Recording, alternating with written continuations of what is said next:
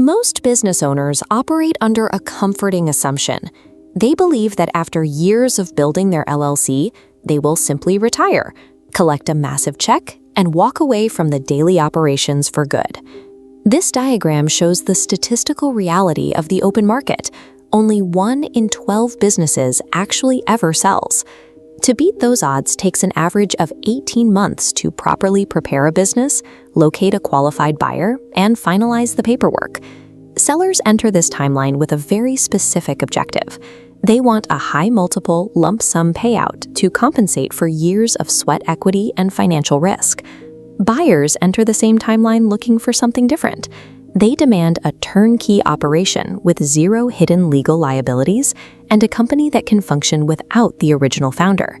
These objectives create intense friction at the negotiating table. Sellers expect a premium for their company's potential, while buyers look for any operational risk that justifies a significant discount on the price.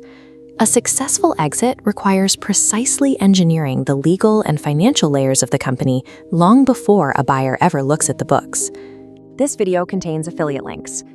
Before we dive into valuations, multiples, and how to negotiate that massive buyout, let's talk about the foundation.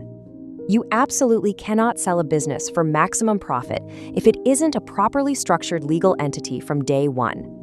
Most people try to build a brand or a service as a sole proprietor. And when it comes time to exit, buyers run for the hills. Why? Because the business assets, liabilities, and bank accounts are completely tangled up in the founder's personal life, making it an absolute nightmare to transfer ownership. If you ever want to sell, your business needs to be a legitimate, transferable, separate legal entity. That's where Busy comes in. Busy is the absolute best service out there to future-proof your company, handling your entire LLC formation for just $0 plus state fees.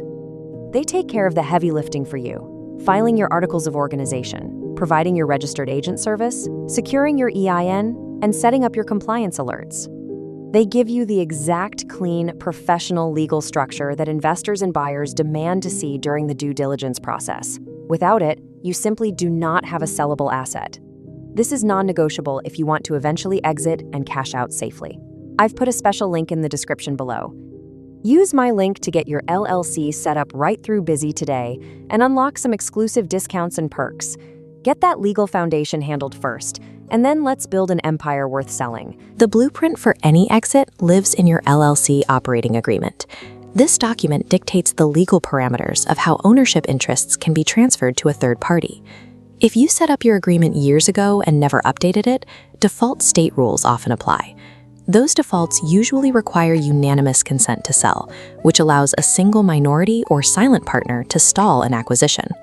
This diagram shows how majority owners maintain control during an acquisition using drag-along rights. Drag-along rights are legal provisions that allow a majority shareholder to force minority shareholders to join in the sale of a company, ensuring the buyer gets 100% ownership. Conversely, tag-along rights protect the smaller partners. They allow minority members to join a sale initiated by the majority owner, ensuring they receive the same price and terms instead of being left behind. With the legal framework secured, buyers will immediately scrutinize the books through a process called normalization. Normalization is the adjustment of a company's financial statements to remove anomalies and owner-specific benefits to show the true ongoing profitability of the business. Many owners run personal expenses through their LLCs, such as cell phones, vehicles, or travel, to reduce taxable income. Those deductions make the business look less profitable than it is, and they must be removed from the financial records to show accurate cash flow. Buyers will also adjust for your specific labor. If you take a small salary but do the work of multiple executives, buyers must factor in the cost of a fair market wage management team.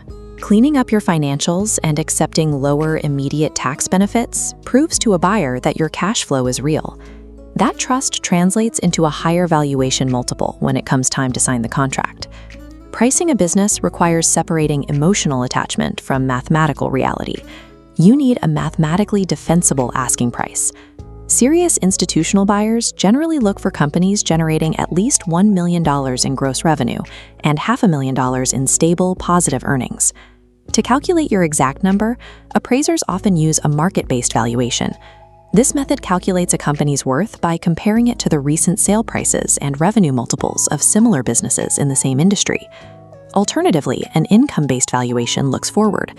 This approach estimates a business's value based on its projected future cash flows, adjusting those projections for market risk. Once a price is set and a deal is struck, you have to execute the transfer legally at the state level. This involves filing formal articles of amendment with your Secretary of State to register the new owners. This IRS document illustrates the strict federal compliance required. You must notify the IRS of the ownership change within 60 days, ensuring the entity's tax identification profile accurately reflects the new structure. Skipping these precise valuation and compliance steps turns an 18-month preparation phase into immediate legal friction after the sale closes. The final dollar amount on the contract is often secondary to how the transaction itself is structured.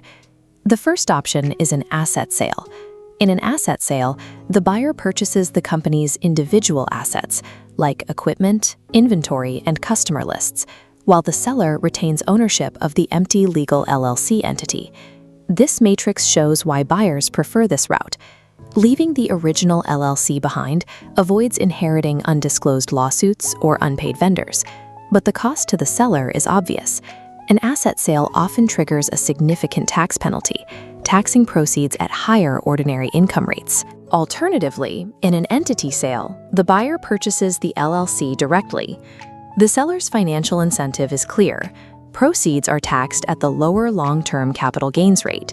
The trade-off? The buyer adopts the LLC's entire history, including responsibility for any future lawsuits. To convince a buyer to accept an entity sale, sellers usually have to provide strong indemnity clauses. An indemnity clause is a legal provision where the seller agrees to compensate the buyer for future losses stemming from past actions of the LLC. The specific structure of the transaction determines the actual percentage of wealth that reaches the seller's bank account. Your exit will likely take one of 3 specific pathways, based on your financials and market position.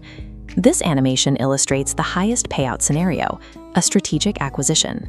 A strategic acquisition happens when a larger competitor or a private equity firm buys your business to expand their market share, often paying a premium price for the growth.